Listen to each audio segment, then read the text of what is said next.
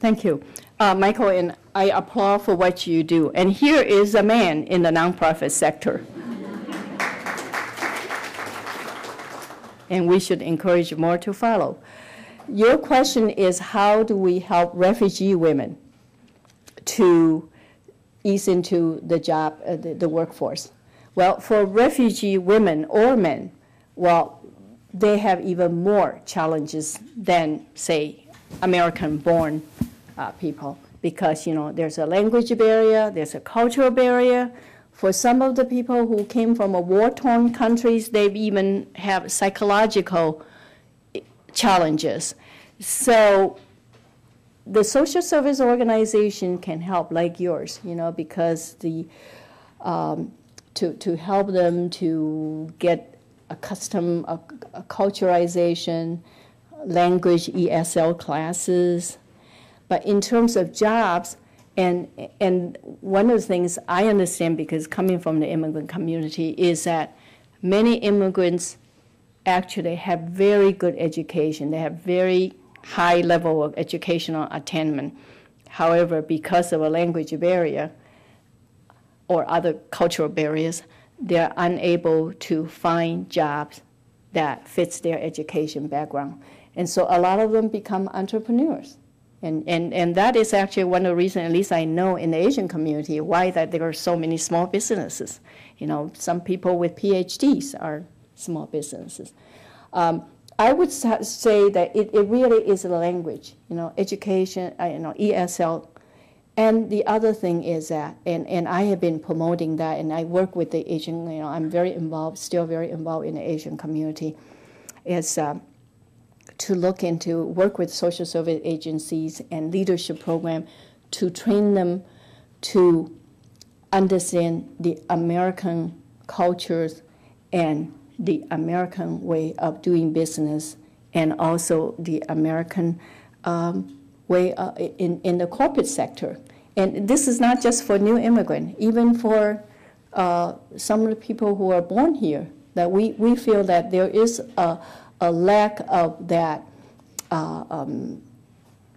understanding or just practice, because, you know, after all, their parents are immigrants and they may not have learned something that other people would have learned. So I don't know, does that answer your question?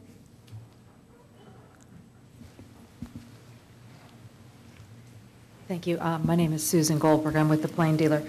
I find it infuriating and disheartening that the pay gap remains such a stubborn issue. I'm curious if you think that will ever go away. If so, when? And why even now does it remain so large? Thank you. And it is such an honor to have the editor, the editor, right, of the Plain publisher, the Plain Dealers here. But I have to be careful what I say, right? Too late. Well, if I know when, I guess that would be $1 million question. But if we look at history, the gap closed very slowly. Look, from 1963, it was 59 cents to $1, and now it's 80 cents to $1. So it is not going, and I can at least say it's probably not going to be closed in the next 10 years, unless we all work very hard, right? Getting men to come into the women's professions, getting women into the men's profession, maybe there's a chance. What can we do about it? I think it's pretty much what we have been talking about, you know, encouraging women to go into the high-wage, high-career growth jobs that pay better.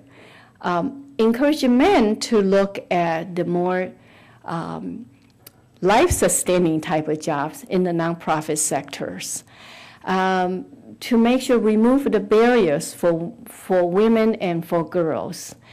As a country, as I mentioned in my speech, that we have to look at that there are certain jobs that are going to be permanently lost or already lost.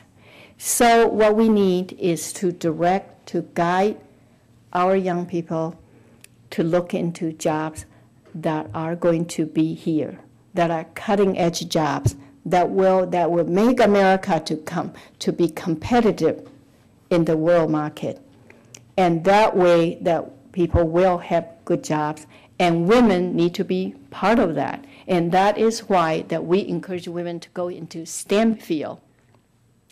I came from a culture that actually, among other things that may discriminate against women, but when I was growing up, I don't think that anyone discouraged women to go into math and science. So that was actually very new to me when I joined the Women's Bureau, and then here we talk about girls were being discouraged to go into math and science, and they lose interest. Maybe it's more peer pressure. In those days, because I have to admit that I wasn't good at math and science, and that was to the disappointment of my parents, because in those days, and in the rush in the 50s and 60s, our government really wanted, people to go into math and science. That is the future.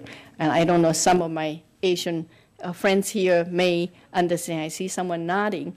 So this is all, it's culture. And we can change the culture because it isn't anything different. In fact, I was reading a book called Outlier. I don't know anyone. There's a chapter, very interesting, talking about why Asians are better at math. And there's a lot of talk about, Asian, maybe they're just genetically wired differently, so they're good at math, But this one explained, it's very interesting. Aside from linguistically, that Asians, when we say our numbers, it's much faster than the English 1, 2, 3, 4, 5. And then also that then English is a little weird because after 10, see, the Chinese, it would be for 11 is 110, 12 is 1, 2. So it's very logical and easy to remember. But where English is, 11, 12, 13, and then teen, and then, it's different. So they said that Asian languages, Japanese or Chinese or Korean, is faster. But the other one has something to do with the rice paddies, that Asian people, Chinese people work hard in the rice paddy. They have this hard work mentality. But I wasn't sure I was buying that. However, the authors told about a study by someone, it's not exactly scientific, but he did a survey, said there is there's a international gathering every year for a mathematical test, and all the countries joined, all the countries, the best, people were giving the test. But along the mathematical test, there is a questionnaire that runs about 120 questions. Tedious, asking your parents, you ask everything. And the professor who did this survey said that it shows that people who completed all those tedious questions are the same people who score high in math. And so in the end, his conclusion was, and guess who those are, who those countries are? China, Japan, Korea. So the correlation is that math is not hard. You just have to work very hard at it. And actually, that was what my teacher told me. And obviously, I didn't work very hard on that. And that was my husband said about my daughter because she wasn't doing that well in math. I mean, quite well, but not. And he also said she just didn't put time in there. You could learn it. You could do it. So all I'm saying is that it's culture. It's hard work. It's not genetically wired. Girls are not wired differently than boys.